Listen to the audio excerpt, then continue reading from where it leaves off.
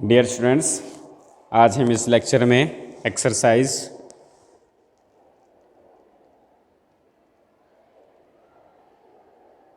4.2 को कंटिन्यू करते हैं। इससे पहले हमने कुछ क्वेश्चंस किए थे पिछले लेक्चर में। जब आपके पास F of x comma Y E to the power 2x plus 3y A X plus B Y type का कोई भी फंक्शन हो, या F of x comma Y आपके पास sine of B X plus A Y या cos of B X plus A Y type का function हो। ठीक है, अब हम इस क्वेश्चन में हम प्रैक्टिस करते हैं उन क्वेश्चंस के बारे में जब आपके पास F of x comma Y क्या है बच्चों, एक्स वाई टाइप का है। क्लियर है? तो आपके पास ये non homogeneous partial differential equation दे रखी है जिसका हमें बच्चों सॉल्यूशन निकालना है। इक्वेशन दे रखी है D square minus D D dash minus 2d dash square plus 2d plus 2d dash, और साथ में इसके साथ क्या दे रखा है बच्चों, z means z is the dependent variable X Y. Okay, here आपके पास F of D comma D dash is equal to आपके पास है D square minus D D dash minus 2d dash square plus 2d plus 2d dash. तो सबसे पहला काम हमारा ये है कि हमें यह चेक करना है कि क्या हम इसके लीनियर फैक्टर कर पाएंगे या नहीं कर पाएंगे। मुझे लगता है कि हम इसके लीनियर फैक्टर कर पाएंगे, तो उसको चेक कर लेते हैं कि इसके लीनियर फैक्टर होंगे या नहीं होंगे। आपने देखा कि ये जो इक्वेशन है ये डी में क्या है बच्चों, एक क्वाड्रेटिक इक्वेशन है। क्लियर है? अगर ये डी में क्वाड्रेटिक इक्वेशन है तो हम इसके क्वाड्रेटिक फार्मूले से इसके रूट निकालने की कोशिश करते हैं। तो आप मान लीजिए कि आपने लिखा कि d is equal to minus B, और आप इसको थोड़ा अच्छे से लिख लेते हैं। ये लिखा डी स्क्वेयर माइनस में, इन दोनों इक्वेशन में से अगर आप d कॉमन लेंगे तो आपके पास आ जाएगा d डैश माइनस 2 इंटू में d। ओके, तो minus D D dash cover हो जाएगा प्लस 2d। रिमेनिंग टर्म को लिख लेते हैं प्लस में 2d dash minus 2d dash का होल स्क्वायर। तो it is a quadratic in d, तो d की फॉर्म में लिखा d इज़ इक्वल टू, मतलब हम इसके फैक्टर निकालना चाहते हैं जैसे x की फॉर्म में निकालते हो। d is equal to minus B करेंगे तो आपके पास आ जाएगा d dash minus 2 plus minus b का स्क्वायर करेंगे, b का स्क्वायर में आ जाएगा d डैश माइनस 2 का होल स्क्वायर माइनस में 4, a का काम 1 ने किया और c का काम किया बच्चों 2d डैश माइनस में 2d डैश का होल स्क्वायर, और डिवाइड में क्या लिखते हैं बच्चों, 2 इंटू ए दैट इज़ 2। तो यहाँ से टर्म बनी d dash minus 2 plus minus, इसको सिंप्लीफाई किया, d डैश का स्क्वायर माइनस 2 का square 4 minus 4d dash minus 4d dash minus में 4 8d dash minus minus plus 8d dash का whole square, and which is equal to 2 here, that is d dash minus 2 plus minus and d dash square और 8d dash square that is 9d dash square minus 8 और minus 4 minus 12d dash और plus में 4 विच is equal to 2।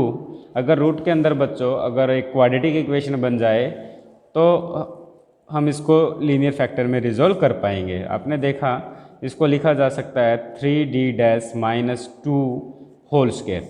जब इसका whole square करेंगे तो 9d dash square minus 2 का square करेंगे तो 4, 2 2 ज़ा 4, 4 3 ज़ा 12। कंप्लीट हो रहा, कंप्लीट है। माइनस 4d डैश आना चाहिए यहाँ पे, स्क्वायर नहीं होगा। ओके गुड, तो फ्रॉम दैट इज़ 2, इसको कैंसिल किया तो आपके पास टर्म बनी d dash minus 2 plus minus 3d dash minus में 2 और here is also 2। Clear students?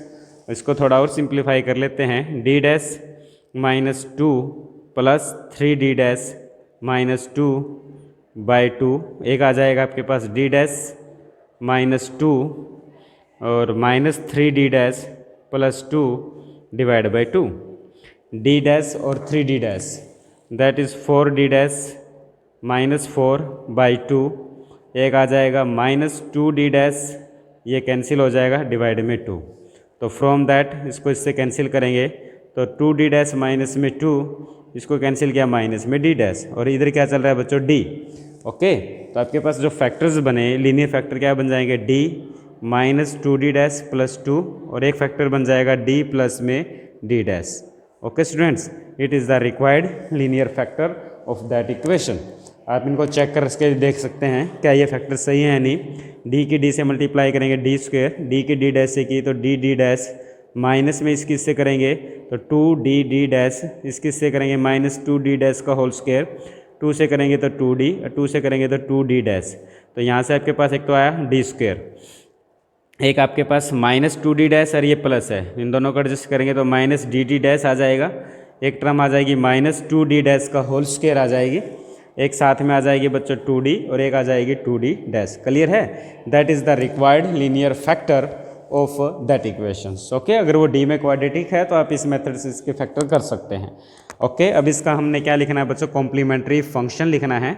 वो आप लिख सकते हैं z इज इक्वल टू, इस फैक्टर के हिसाब से लिखेंगे e टू दी पावर, आपके पास टर्म होती है ad minus B D dash minus में c होती है। ठीक है, तो c का काम किसने किया, -2 ने, तो -2, a का काम किसने किया इस फैक्टर में 1 ने, तो -2/1 इंटू में x 5/1 ऑफ dx, b का काम किसने किया 2 ने, तो 2x plus ay that is 1, तो एक फैक्टर ये आ जाएगा प्लस में।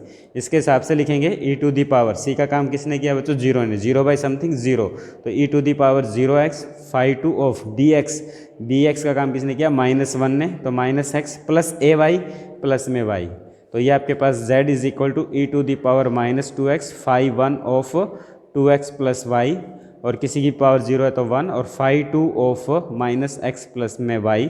It is the required complementary function of that partial differential equation. Clear है स्टूडेंट्स?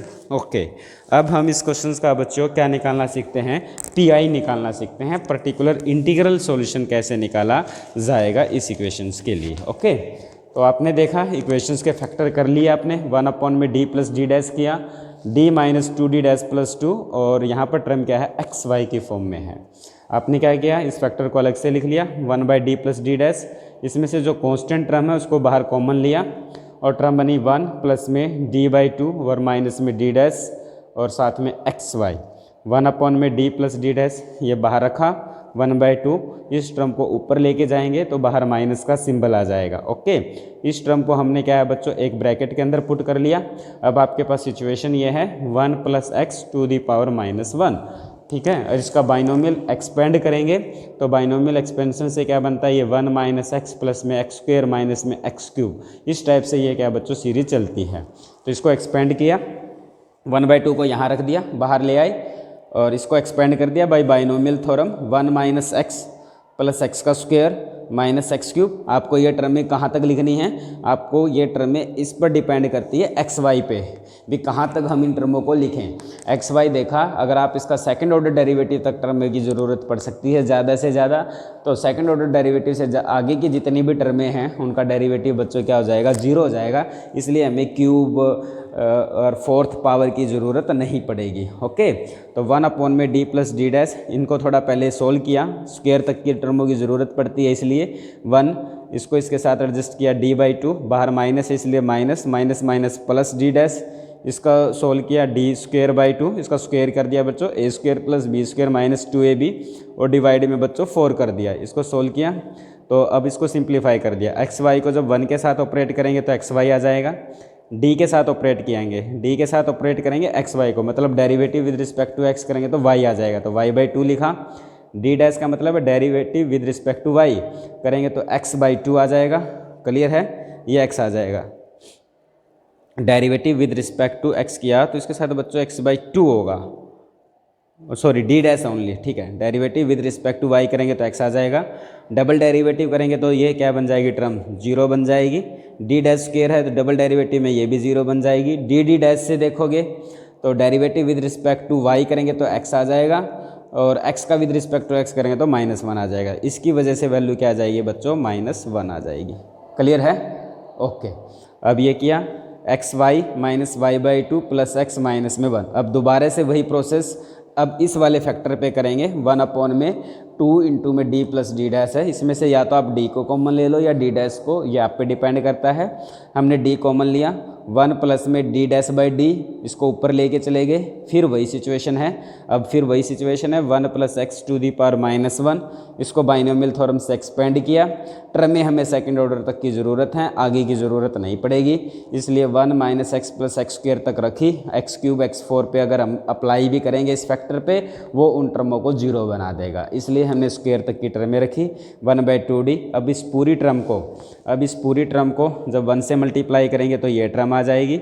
अब डी डैश बाई डी पे ऑपरेट करेंगे तो ये टर्म, और D dash square by D square पे ऑपरेट करेंगे तो ये टर्म। ओके, अब इसको ऑपरेट करते हैं। डी डैश का मतलब पहले इसका derivative with respect to y ले लो जो आएगा, और नीचे डी होने की वजह से उसको integrate with respect to x कर देंगे, और डी डैश स्क्वायर की वजह से पहले इसका डबल डेरिवेटिव कर दो विद रिस्पेक्ट टू वाई। अगर कुछ बचता है तो उसका डबल इंटीग्रेशन कर देंगे with respect to x. Okay students, okay, इसको आगे कंटिन्यू किया तो आपके पास ये टर्म्स हैं 1/2d, ये तो 1 के साथ ऑपरेट करने पे टर्म बनी, ये 1/d था, जो टर्म थी उसका derivative with respect to y किया तो ये टर्म ये बनी 1/d²। जब उसका double derivative with respect to D dash किया तो कोई भी टर्म नहीं बची बच्चों, वहाँ 0 बन गया, इसलिए ये पूरी टर्म तो क्या बन जाएगी आपके पास 0 बन जाएगी। और ये टर्म यहाँ से लेकर यहाँ तक ये टर्म सेम है। अब इसका integration with respect to y कर दिया, x का इंटीग्रेशन करोगे तो x² 2 और -1/2 का इंटीग्रेशन करेंगे तो साथ में x अटैच हो जाएगा, लेकिन बाहर माइनस है तो इसलिए इसको प्लस बना दिया। ओके, इन टर्मों को एडजस्ट कर दिया, ये आपके पास बच्चों क्या आ जाता है, पर्टिकुलर इंटीग्रल आ जाता है। और आपको पता है जनरल सोल्यूशन कैसे लिखते हैं, CF प्लस में PI, ये आपका कॉम्प्लीमेंट्री फंक्शन है, और ये आपका क्या है बच्चों PI। समझ में आया? अगर राइट साइड में टर्म एक्स वाई की फॉर्म में है तो उन टर्मों को कैसे सोल्व करना है, कैसे हैंडल करना है। ओके, तो आगे बढ़ते हैं। अब हम क्वेश्चन नंबर 4 प्रैक्टिस करते हैं, एक्सरसाइज 4.2 का क्वेश्चन नंबर 4 और पार्ट नंबर 3 लेते हैं। इसमें आपके पास ये इक्वेशंस दे रखी है कि d minus 3d dash minus 2 का होल स्क्वायर है, साथ में z है, इसको हमें पार्शियल फ्रैक्शन का यूज़ करके सोल्व करना है। और राइट हैंड साइड में जो टर्म है 2e to the power 2x tangent के साथ है y प्लस में 3x। ओके स्टूडेंट्स, ओके, सबसे पहले तो हमने इसका कॉम्प्लीमेंट्री फंक्शन लिखना है। आपने देखा कि d minus 3d dash minus में 2 ऑलरेडी इसका एक लीनियर फैक्टर में इसको रिजोल्व कर रखा है, और रिपीटेड फैक्टर है, रिपीटेड है, ट्वाइस है, 2 बार रिपीटेड है। तो आपको पता है कि रिपीटेड के केस में कॉम्प्लीमेंट्री फंक्शन को कैसे लिखा जाता है, e to the power c/a लिखेंगे। c का काम 2 ने किया, a का काम 1 ने किया, तो c/a इंटू में x आया, phi1 of bx plus ay। Repeated होने की वजह से यहाँ हम किससे मल्टीप्लाई कर देंगे बच्चों, x से मल्टीप्लाई किया, phi2 ऑफ 3x प्लस में y। ये आपका कॉम्प्लीमेंट्री फंक्शन हुआ। अब हम इसका pi निकालना चाहते हैं, तो pi के लिए 1/d minus 3d dash minus 2 का होल स्क्वायर है, 2e to the power 2x tangent of y plus में 3x है। ओके, ये आपके पास इस टाइप का क्वेश्चन है, e to the power ax plus B y, और साथ में एक फंक्शन है x और y का। तो उसमें क्या करते हैं, आप इस टर्म को यहाँ लिख देते हैं 1/a to the power ax plus में by, और 1/f of d comma d dash में जहाँ भी आपको d नज़र आएगा उसको d प्लस a से रिप्लेस करते हैं, और जहाँ d डैश नज़र आएगा उसको d डैश प्लस b से ऑपरेट करते हैं, और राइट हैंड साइड में फिर f of x comma y बच जाएगा, उसको फिर अलग से pi का सॉल्यूशन निकालना है, पर्टिकुलर इंटीग्रल। क्लियर है ये मेथड? ये आपने पहले भी किया है, आपने 2 को बाहर रखा, e की पावर 2x को बाहर लिया है, तो मतलब जहाँ भी आपको d मिलेगा उसको d प्लस 2 से रिप्लेस कर देंगे। इसमें d मिला तो d प्लस 2 से रिप्लेस कर दिया, d डैश भी मिला लेकिन d डैश y की टर्म मिसिंग है तो d डैश प्लस 0 से रिप्लेस कर देंगे, बात एक ही है। माइनस में 2 tangent y plus 3x, 2 into में e की पावर 2x 1/, है, इसको सोल्व कर लिया, आपके पास टर्म बच जाती है बच्चों 1/d माइनस 3d डैश का होल स्क्वायर, और साथ में टेंजेंट y प्लस में 3x। इसके लिए बच्चों आपने कोई भी स्टैंडर्ड रूल नहीं पढ़ा था, जैसे e to the power ax plus by type का नहीं है, ये कोस और साइन की फॉर्म में नहीं है, bx प्लस ay टाइप में, ना ही ये x y के मल्टीपल है। ठीक है, तो हम इसको जनरल मेथड से सोल्व करेंगे। आपने क्या किया, इसके फैक्टर्स थे, एक फैक्टर को बाहर रख लिया, एक फैक्टर को ब्रैकेट के अंदर रख दिया। ओके। तो इसका जो पर्टिकुलर सॉल्यूशन निकालने का मेथड क्या है कि हम y को रिप्लेस कर देंगे बच्चों c माइनस एम एक्स से।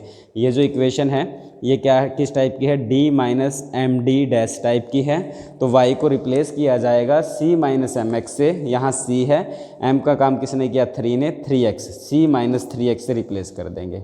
समझ में आ गई ना बात। तो 1 अपॉन में d, अपने ये रूल पढ़ा था पीछे 4.1 में, 1 अपॉन में d minus M D dash F of x comma y type का है। तो उसमें क्या से इंटीग्रेशन के integrate of F of x और वाई को रिप्लेस कर देंगे सी माइनस एम एक्स से। क्लियर है। और तो इस क्वेश्चन में आपके पास वाई का काम कौन करेगा बच्चों, y is equal to C minus M का काम किसने किया, 3 ने, 3 इंटू मैक्स। तो वाई जहाँ भी आपको मिलेगा इसमें उसको वाई को रिप्लेस कर देंगे हम, y is equal to C minus में 3x से, और इंटीग्रेशन का सिंबल लगा देंगे। क्लियर है। तो now using that rule here, तो we see that 2 e to the power 2x 1 upon D minus 3d dash.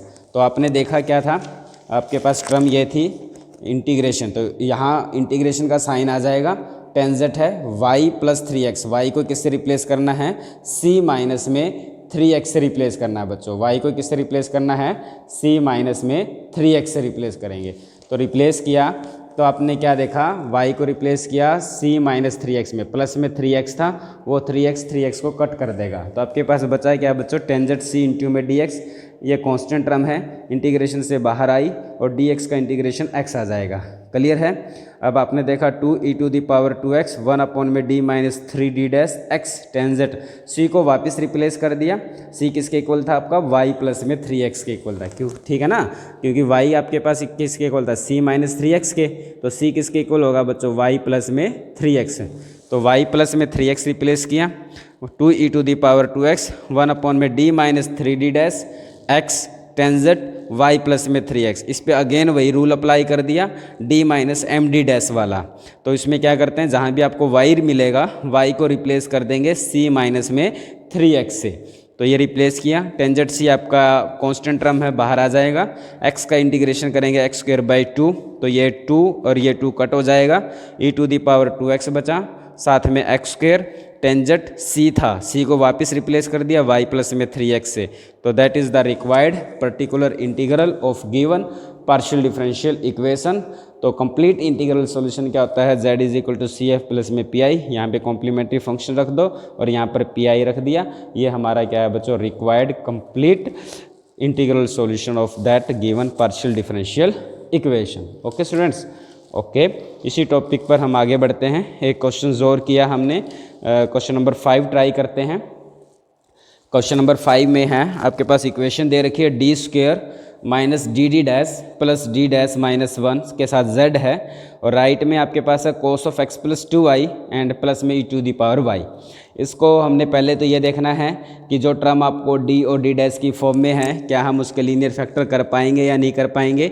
Equation आपने देखी, ये d में क्वाड्रेटिक है, क्यों ना क्वाड्रेटिक है तो इसके फैक्टर करके देख ले। तो आपने रूल अप्लाई कर दिया, minus B plus minus B square minus 4ac divide में 2 किया by 2 into A. Okay, 2 into A का काम किसने किया बच्चों, 1 ने, तो इसलिए 2 आ जाएगा। तो D dash plus minus D dash का square minus 4d dash plus 4 divide में 2 रहा। तो यहाँ से आपने देखा कि ये बनता है डी डैश, अगर रूट के अंदर टर्म क्वाड्रेटिक इक्वेशन बन जाती है तो हम उसके लीनियर फैक्टर में रिजोल्व कर सकते हैं। तो ये क्वाड्रेटिक बन गई, डी डैश माइनस 2 का होल स्क्वायर बना, होल स्क्वायर से स्क्वायर रूट कैंसिल हो जाएगा, ये टर्म में बनी। ओके स्टूडेंट्स, यहाँ से टर्म बन जाती है एक तो डी डैश माइनस 1 और एक बचता आपके पास बच्चों 1। तो फैक्टर बने d इधर था, d minus D dash plus 1 और एक d माइनस में 1। These are the required linear factor of the given non homogeneous partial differential equation. अगर लीनियर फैक्टर की फॉर्म में लिखा गया है तो हम इसका कॉम्प्लीमेंट्री फंक्शन लिख सकते हैं।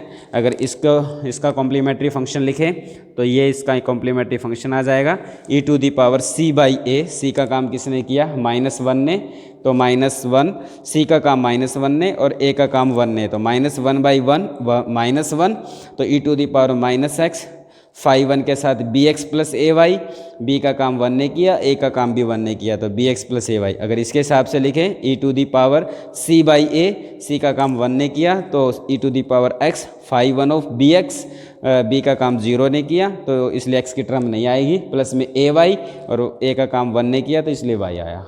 क्लियर है? ये आपका बच्चों इस क्वेश्चन का क्या निकाल दिया हमने, कॉम्प्लीमेंट्री फंक्शन निकाल दिया। अब हम इसका पी निकालेंगे। पी निकालने के लिए आपने इसके जो लीनियर फैक्टर किए थे तो F of D comma D dash को लीनियर फैक्टर की फॉर्म में लिख दिया। आपके पास राइट साइड में दो टर्में हैं, एक तो कोस की फॉर्म में और एक ई की फॉर्म में, दोनों को अलग अलग रिप्लेस कर दिया। लीनियर फैक्टर किए थे इनको वापस मल्टीप्लाई करके लिख दिया और इसमें को भी वापस मल्टीप्लाई करके रख दिया। अगर कोस की फॉर्म में है तो डी स्क्वेयर को रिप्लेस करोगे आप -1 से, डी डी डैश को रिप्लेस करेंगे -2 से, डी डैश स्क्वेयर को -4 से रिप्लेस करेंगे। ओके स्टूडेंट्स, और ई वाले फॉर्म में ई में x की टर्म मिसिंग है यहाँ पर, तो इसका मतलब d को तो 0 से रिप्लेस कर देंगे और d डैश को 1 से रिप्लेस कर देंगे। इस वाले फैक्टर के लिए d को रिप्लेस कर देंगे 0 से और d डैश को रिप्लेस कर देंगे बच्चों 1 से।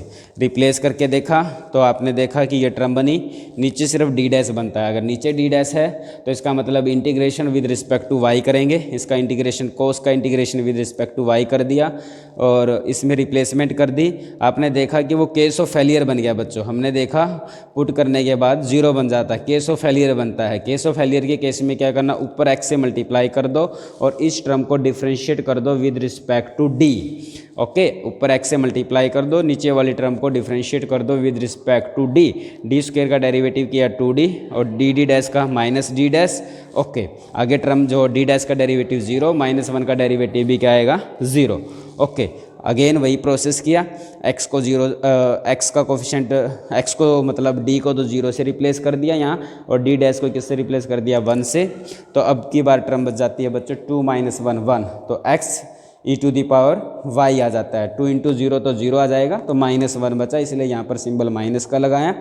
तो आपके पास पर्टिकुलर इंटीग्रल आ जाता है बच्चों इस क्वेश्चन का 1/2 sin of x + 2y - x e⁻y। और कंप्लीट इंटीग्रल सॉल्यूशन आपको पता है किस फॉर्म में लिखा जाता है, z = CF + PI।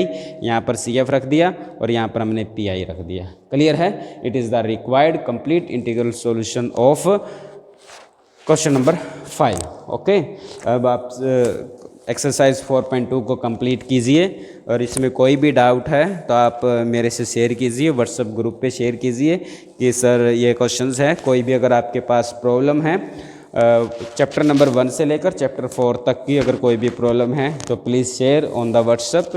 एंड अगर कोई भी प्रॉब्लम मिलती है, कॉमन प्रॉब्लम हो, जो हर स्टूडेंट्स की प्रॉब्लम हो, जो किसी से भी सोल्व ना हुआ हो, उसकी फिर वीडियो बनाकर आपके पास भेज दी जाएगी। ओके, और अगले लेक्चर में हम चैप्टर नंबर 5 स्टार्ट करेंगे। ओके बच्चों, तो 4 चैप्टर तक का सभी बच्चे अपना काम कंप्लीट कर लीजिए। Okay, bye.